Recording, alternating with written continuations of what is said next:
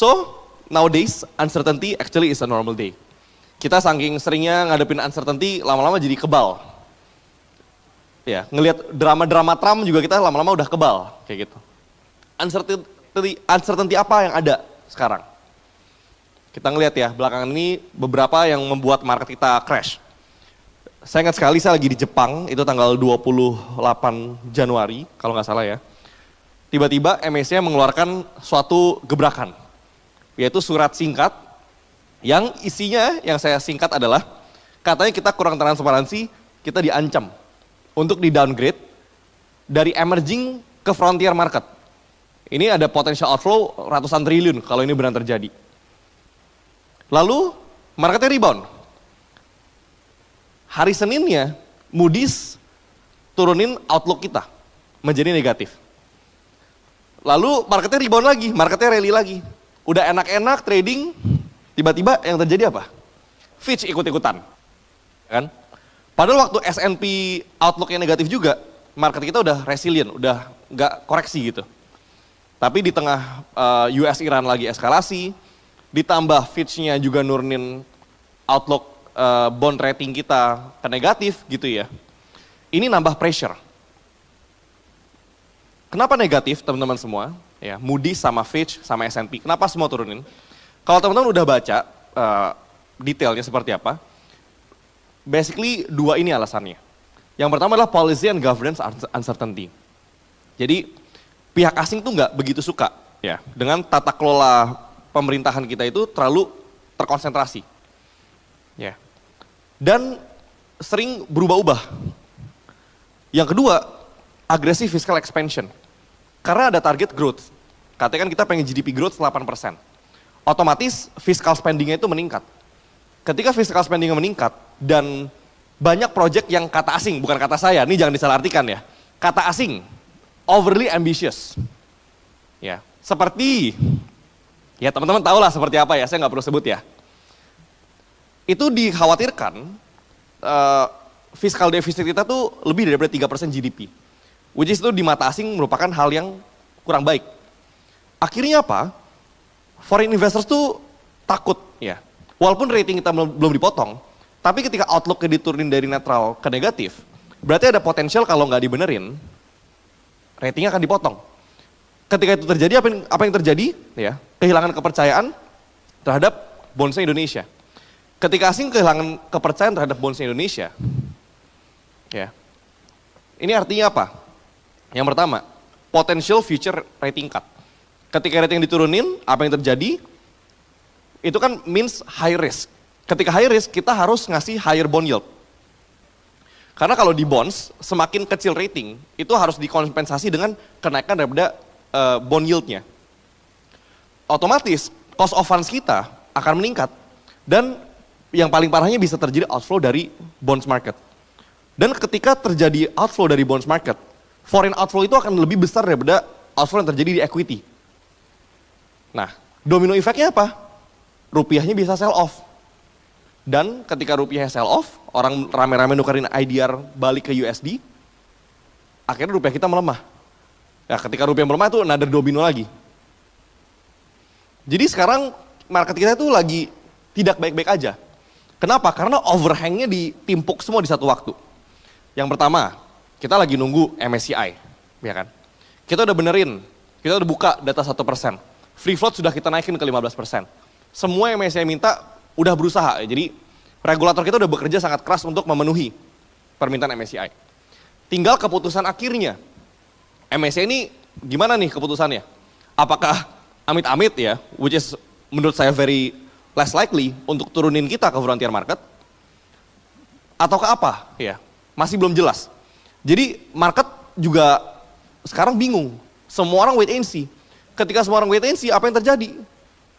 Buyer-nya berat, ya pada pegang cash. Volume-nya pasti menurun. Karena kalau trading ya, baru naik dikit udah di sell off, baru naik dikit udah di sell off. Orang lama malas trading. Basically semua orang sekarang lagi pegang cash dan menunggu. Ya, jadi ada MSCI overhang yang cukup besar. Lalu US Israel dan Iran ini lagi eskalasi. Ya, yang mengakibatkan banyak hal ya. Salah satu yang paling penting kan Selat Hormuznya ditutup. Itu ntar kita akan bahas di belakang. Dan rupiah ya kalau kita ngelihat itu kemarin sempat hampir tembus 17.000 sebelum BI intervensi. Dan foreign capital outflow kalau kita lihat di equity market dalam beberapa bulan terakhir, foreign juga sudah outflow kurang lebih 20 triliun. Semua berita negatif yang ditumpuk berbarengan ini mengakibatkan ini. IHSG kita ya baru aja drop kurang lebih 11% dalam jangka waktu kurang dari 2 minggu, kurang lebih 2 minggu. USD IDR ya kemarin sempat hampir sentuh 17.000. Sekarang kelihatannya udah mulai stabil di 16.800-an, semoga nggak tembus 17.000. Dan goldnya sebagai safe haven assets itu all time high terus menerus. Sekarang udah stabil di atas 5.000. Ya, padahal kemarin sempat koreksi 12% dalam satu hari, which is itu koreksi terbesar semenjak tahun 80-an. Tapi setelah koreksi apa yang terjadi? Balik naik lagi. Artinya apa? Uncertainty global ini masih kenceng. Jadi orang masih melihat gold sebagai safe haven yang aman. Ya. Dan negara-negara itu sekarang satu hal yang harus diperhatikan adalah dollar debasement. Jadi tadi mereka pegang dolar sebagai currency reserve-nya mereka. Mereka udah pengen memberontak melawan US. Akhirnya apa yang terjadi? Mereka harus kumpulin emas untuk menjadi reserve, ya, untuk underlying fiat currency-nya mereka. Dan salah satu buyer terbesar gold yang membuat gold bisa rally sepanjang ini adalah salah satunya China. Ya. Nah, impact-nya apa teman-teman semua? Foreign outflow dari 28 Januari. Berarti kurang lebih cuma dalam 1 bulan lebih itu 20,3 triliun. Nah, yang paling parah yang sebenarnya mungkin kita semua rasain dan saya personal rasain adalah saham-saham konglomerat itu overhang-nya berat sekali. Ya.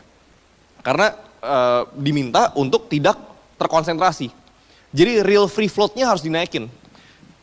Nah, ini jadi tantangan tersendiri juga untuk para konglomerat. Karena kita sama-sama tahu bahwa biasanya saham yang naiknya enteng, real free float-nya tidak sebesar itu. Ya kan? Nah, ini dampaknya.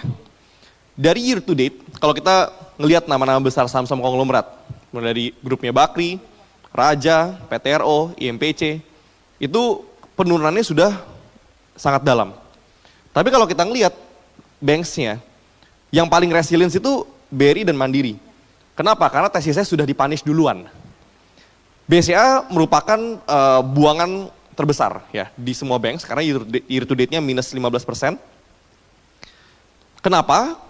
Karena menurut saya salah satu yang akan mengintervensi ya, kenapa kalau kita lihat BMRI dan BRI ini penurunannya paling sedikit?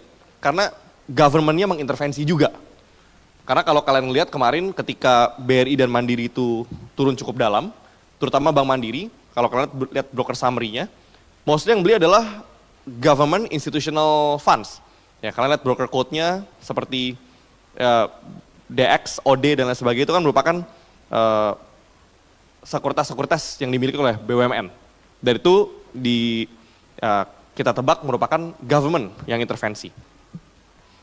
Nah, ketika perang US dan Iran ini meletus ya, Iran itu menutup Selat Hormuz, di mana Selat Hormuz ini kurang lebih 20% daripada alur perdagangan minyak dunia itu harus melewati Selat Hormuz. Ketika Selat Hormuz ini ditutup, banyak tanker-tanker itu nggak bisa lewat, ya kecuali tankernya China. Karena kalau kalian berita pagi ini, tankernya China itu diizinin lewat sama Iran, jadi nggak ditahan-tahan. Apa yang terjadi? Ada potential domino effect. Ketika supply chain-nya terganggu, otomatis commodity price-nya akan loncat. Oil price-nya akan naik. Ketika oilnya naik, apa yang terjadi teman-teman? Harga BBM berpotensi naik. Ketika ada kelangkaan BBM naik, harga transportnya naik. Logikanya, ya, misalkan teman-teman mau kirim barang dari Jawa gitu. Kan ada kebutuhan orang di Sumatera, Kalimantan, Sulawesi, di Papua. Untuk pengiriman, kalau misalkan biaya BBM-nya naik untuk mengirimkan, harga barang-barangnya naik nggak? Naik. Bahan bakunya naik? Naik, otomatis, ya kan? Jadi ketika ada oil price shock, ada juga potential inflation shock. Inflation itu kan terjadi karena dua ya. Ada inflation terjadi karena demand, ada inflation terjadi karena supply-nya terganggu kayak gitu. Jadi supply terganggu ini ya mengakibatkan inflation karena commodity price-nya naik. Ditambah sama currency kita juga Melemah. Jadi sudah harga komoditasnya naik, currency kita melemah. Ini double inflation risk di situ. Productivity growth slows down, teman-teman. Karena ketika situasinya penuh uncertainty, orang-orang jadi nahan spending, orang-orang jadi nahan ekspansi. Berarti nextnya apa? Ada stagflation risk. Ketika productivity growth-nya tidak meningkat, tapi inflation-nya meningkat. Logikanya kalian beli barang-barang, beli makanan makin mahal, tapi gaji dan income kita tidak naik. Otomatis ekonominya melemah. Ketika ekonomi melemah, otomatis equity marketnya juga kena pressure. Jadi sebenarnya ketika perang ini berlangsungnya lama, ya, apalagi misalkan berlangsungnya 2 bulan, 3 bulan, itu oil price bisa tembus sampai $100. Ya. Ketika itu terjadi, actually itu bad for the whole world, bukan cuma untuk Indonesia. Itu juga bad for Amerika. Ya. Karena kalau kita ngelihat, ya, ini belakangan ada commodity boom. Ya CPO sih masih jelek ya. Tapi kalau kita ngelihat oil ya semenjak bulan Maret udah up. Newcastle, coal itu juga sudah rebound banyak. Ya. Ini kurang lebih 1 tahun terakhir ya, sudah naik 25%. Yang paling fenomenal tentu saja gold. Naik 76% dalam 1 tahun terakhir. Karena orang-orang sekarang terus ya mencari safe haven. Ya, di tengah uncertainty seperti sekarang. Nah, jadi kenapa investor itu tidak suka dengan uncertainty? Karena uncertainty itu nggak bisa dihitung. Resiko itu bisa dihitung, teman-teman. Ya, risk itu gampang dihitung, calculated, tapi uncertainty itu uncalculated. Jadi kadang kalau risknya jelas, kita bisa ngitung, kita bisa ambil action. Tapi ketika semuanya penuh uncertainty, kita jadi nggak bisa ambil action.